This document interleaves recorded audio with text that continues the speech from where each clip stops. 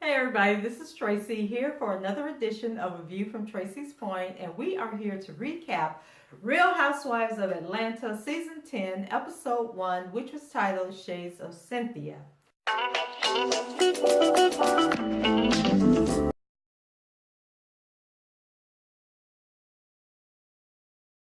So the old lady gang restaurant has finally opened and the line was like wrapped around the corner.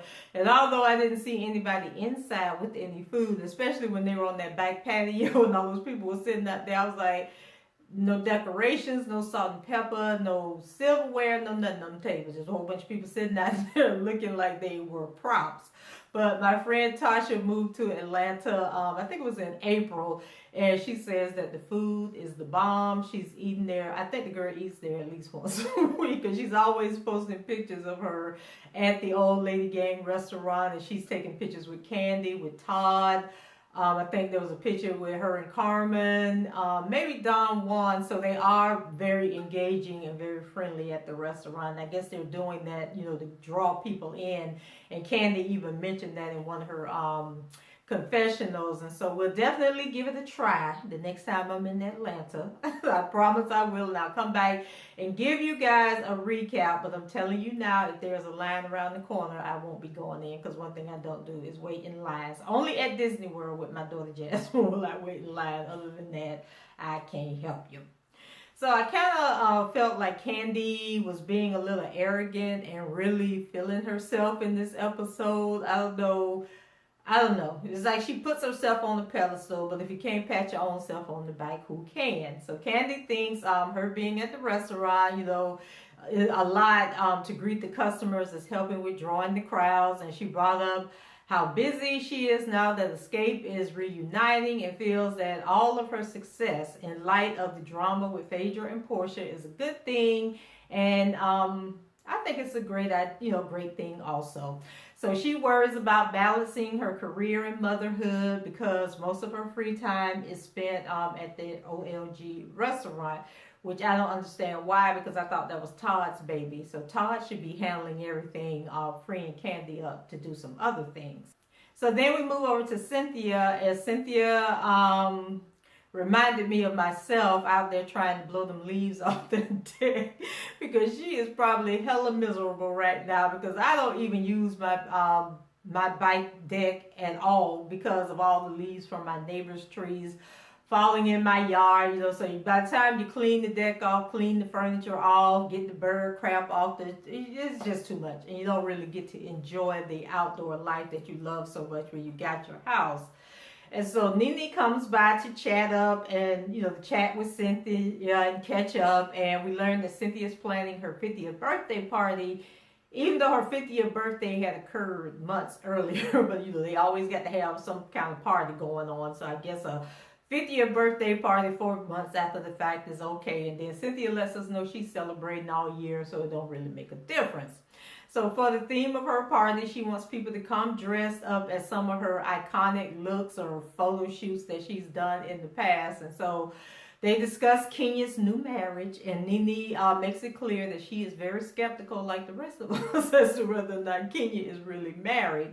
So Cynthia feels slighted that Kenya didn't tell her about the marriage or invite her, that she had to find out from the blogs, and that she still hasn't met Kenya's husband, even though they're supposed to be really good friends. And so Cynthia tells Nene that Kenya has been with the man for, I think she started out with 8 months, and Nene was like, 8 months, for real? Then she said 6 months, and then I think they finally got down to 4 months. And Cynthia says that she really believes that Kenya is married and that she's really happy for her. So Kenya arrives, and although neither Kenya nor Nene knew that the other one would be there, they seem, to embrace each other and happy to see each other. So Nene asks, about the marriage, and all Kenya would do is confirm that it's true. And still at this point, Cynthia nor Nene knows the alleged husband's name. So Kenya tells them to just call him Bay or either Baby, and shares that she was caught off guard but fell in love with a good man. And so she also claims to be looking for a new home with her husband, and claims that Moore Manor is haunted with the ghost of Matt, and she just doesn't want to bring that bad energy into her new situation, which I can understand, because I think I may have told y'all on another blog about I had the first guy I really called myself ever like truly in love with, and after we broke up, I just could not stay in my apartment. And I had to move. I had to get on up and get on to another spot. So Kenya, I feel you on that. Just can't have that bad energy. You gotta refocus and get on with your life. So Kenya reveals that she doesn't want to bring her new boo around because she feels like the group will ruin her marriage with all the shade and cattiness. And so Nene eventually lets it go and congratulates Kenya.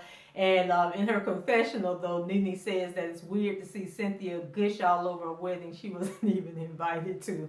Good point, Nene. We move over to Porsha. So poor Porsha, I guess with Phaedra not being there, she is left to come up with creative ways to film her scenes. And so in her opening, she is preparing for Lauren and her cousin Tiffany to arrive, and so they are all dressed up, makeup, got drinks and food and everything, but then we find out they're doing a podcast, and I'm like, okay, a podcast is just the audio, like people don't really see you in the podcast, right? So why we had to get all made up, I don't know. But anyway, basically people write in and ask Porsha her opinion on, issues.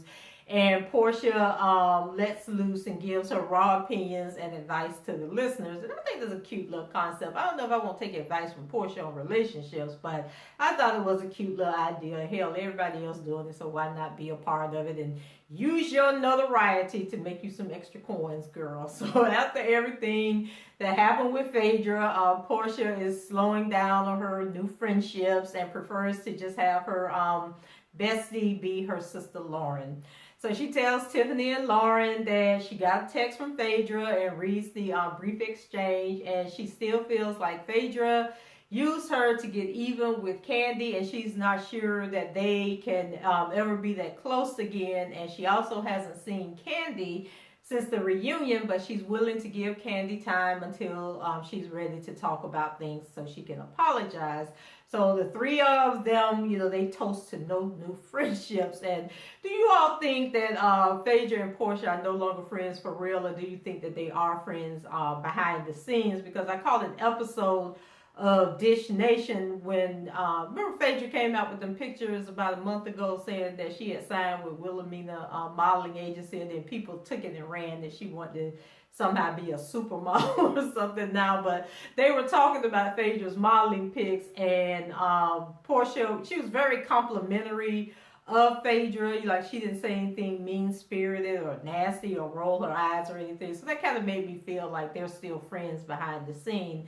And I don't know about you guys, but I miss freaking Frat. And I was really hoping that Phaedra and Porsha would end up getting a spin-off show, because they could have been like the modern-day Laverne and Shirley, if you ask me. But that's just my opinion. And obviously, Bravo and Andy don't care nothing about my opinion. Then we go to Nene. So Nene, just what we need, another reality celebrity with a clothing store. So Nene is running her own clothing boutique called the Swag Boutique. And I must admit, Nene did have some really cute pieces in there, but I'm sure it's above my price range. So Sheree just happens to come by to catch up, and she thinks that Nene's boutique is cute, but feels that the one she had was more upscale. But where is your shop, Sheree? Is it still open? I'm just asking. So Nene notices Sheree's necklace, which had a diamond-crusted love logo on it. It was like written in script and had diamonds going around it. And so she asks her if she's in love, and Sheree says that she wouldn't be so quick to confirm anything to Nene about her love life. So they discuss Kenya's new marriage, and Sheree says that it's Kenya's opportunity to show everyone that she doesn't have to rent a boo. So I don't know how that's going to work out, Sheree, because we still ain't met this man yet. So Nene and Sheree discuss what went down with Phaedra last season. And Nene recalls the time that Phaedra tried to get in touch with Nene's half-sister. So she was saying that basically Phaedra, she has a pattern of trying to hurt people and dig at people when she's not getting along with them, so she's not surprised at what she did to Candy. So Nene accuses Porsha of being a willing participant in the lie and says that Phaedra started the lie, but Porsha ran with it. And Nene also claims that Dish Nation keeps coming for her. So I don't watch Dish Nation, Nene, so I don't know if they're coming for you or not, so I don't really have an opinion on that. So it looks like Nene's job is to have beef with Porsha, since Candy doesn't seem to be interested in dragging out her saga from the last season. So Nene's trying to make drama out of Porsha not receiving her advice of an offer of friendship from like 3 seasons ago. Like, who even remembers that, Nene? Because you ain't even been on the show for like 2 seasons, but why are we dredging up stuff from the past? So Sheree says in her confessional that she thinks the whole thing is petty, and Nene just doesn't like when her friends don't agree with her. So go to Kenya. So Kenya, can someone tell me how soon after Kenya's so-called wedding did they start filming? Because her own dad wasn't even aware that she had gotten married. So we have this scene where they're on the phone, and Kenya, trying to feel like she all hurt and disappointed that she heard her dad. And the dad was like, why did I have to find out you got married from family members who said that they saw something on Facebook? Like, you couldn't even call me and tell me what was going on. So then Kenya says that the reason she didn't invite her dad or tell her dad she was getting married was because her dad can, he has no filter. He can come slick at the mouth. She don't know what's going to come out of his mouth at any given moment. And she wanted nothing but positivity, so she decided to elope. Now, this was a conversation I had with my daughter when she first got engaged, because she said she was going to elope and she was going to go to Hawaii to elope, but then she said she wanted me to come with her, and I was like, well, baby, I would love to go to Hawaii, but when you elope, it's just you and your man. You don't bring your mama to your elopement. So then on the pictures that we had from Kenya's wedding that surfaced on the internet, there were people in the audience. So I don't know how Kenya called this that she eloped, or how she can even justify not having her dad at her wedding or even telling her dad. And then I was like, okay, had the family even met this man yet? Like, did they even know who he was? Because everything just seemed like a really big surprise. So to make her dad feel better, I think Kenya said that she's thinking about having another wedding next summer, and that way everybody can be invited and be a part of the ceremony. So I'm like, okay, but that's only if she can keep up her payments to this man for his role in the scam that she's running. So guys, is this gonna be Kenya's whole storyline? I mean, last season we had to deal with her and Matt and all this fighting. So is this season gonna be Kenya and this mystery husband, and why nobody can meet him, and why he doesn't want to be on the show? And actually, to be honest, I know I'm behind on these recaps, so some of this stuff happened after the first episode. But I am hearing that Kenya was fined $25,000 and possibly fired from the Real Housewives of Atlanta because they went on a trip to Spain and she refused to bring her husband or to film with the guy or something. But we'll be following that as the season goes along to see if it's really true. And what do you guys think about Kenya? Like, if she really is married, do you agree with the fact that she doesn't want to bring her husband on the show? Which I really wouldn't have a problem with, but I think if you don't want him to be a part of the show, that you need to leave the show, because just in this one episode, you was looking real stupid, girl. like, no, we can't listen to this for the next 4 months, Kenya. So then we go to Sheree. So Sheree is the only cast member Porsha is talking to since the reunion. And Sheree tells Porsha about Cynthia's birthday party. So Sheree then asks where Porsha stands with Nene, and she shares that Nene is upset about what's been said about her on Dish Nation. So Porsha says that she also wasn't thrilled about Nene telling Andy that she should be fired from the show. And so she thinks that it was really messed up that Nene would want to destroy her. So Sheree tells Porsha that Nene will be at Cynthia's party, so they should talk there. But no, Sheree, they shouldn't. Like, why you want to go to Cynthia's party and cause some mess? Because you know it's going to be some mess. So Porsha has some shade for Nene in regards to how she has reinvented herself. So Well, she was dead wrong for this, but she tells Sheree, well, you can reintroduce me to who she is now because she sounds like a totally different person. Look like one, sound like one. Just introduce me to her at the party. You're going to have to point her out to me because I don't know who the hell the bitch is, right? I'm like, Porsha, stop. Just stop.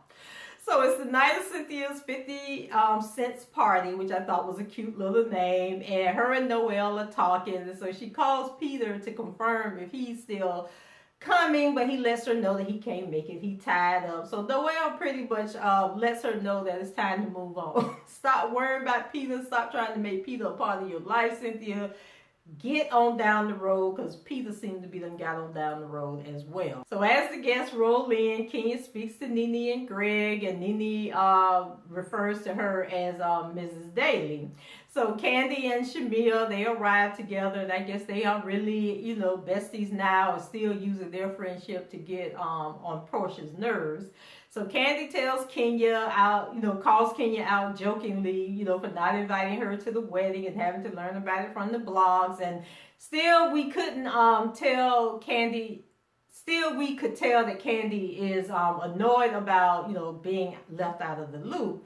So Cynthia arrives, but doesn't really make a grand entrance, even though it's her party, and is actually overshadowed by Porsha and Sheree's arrival.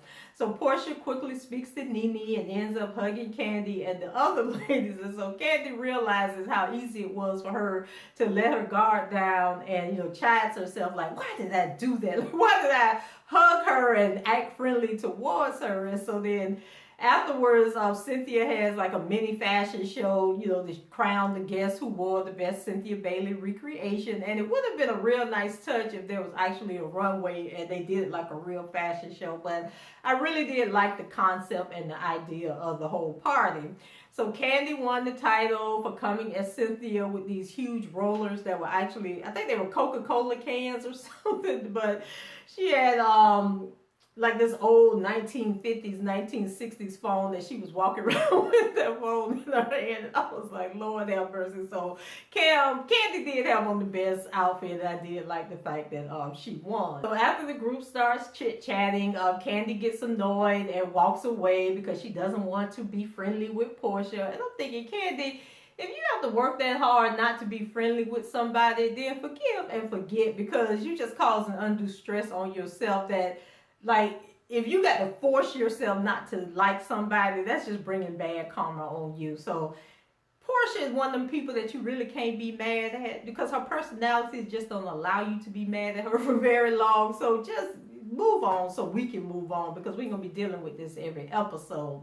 Sheree then says that Porsha needs to talk to Nene, and Nene says the conversation needs to be had because she doesn't think that Porsha has been a real friend to her. So Porsha tells Nene that she doesn't think it's cool that Nene called her out and said that she needed to be fired from the show. Nene denies this and tells Porsha to play the video. And I'm like, Nene, we all saw the episode on Watch What Happens Live. So stop playing. Like, we don't need to roll no video. We don't need no receipts because we was there when the purchase was made. So the girls leave Porsha and Nene alone to finish their conversation. Nene says she wants to go all the way back, not just, you know, to what, you know, Watch What Happens Live, which was like 3 weeks prior. She says their problem started 2 years ago when Porsha got mad at the advice that she gave at the reunion. Advice is free and we don't have to take it. Like, nobody has to take your advice, Nene. Like, why are you making this an issue? So Porsha calls Nene fake as hell and accuses her of trying to have her pushed off the show. Nene says that she's done talking since Porsha keeps talking over her. But that's what you do all the time. So in the confessional, Porsha says that Nene just wants people to kiss her ass, and Nene says that she had a right to give her opinion on the matter and that Porsha needs to deal with it. So Nene gets mad that no one is paying them any attention and Porsha won't argue, so she and her entourage leave the party and refuse to come back in. And that was pretty much the first episode of season 10 of the Real Housewives of Atlanta. So guys, what are your thoughts? Leave your comments below, rate the video, subscribe to the channel, share the video on your social media platforms, and until the next time, I'll talk to you guys later. Bye bye.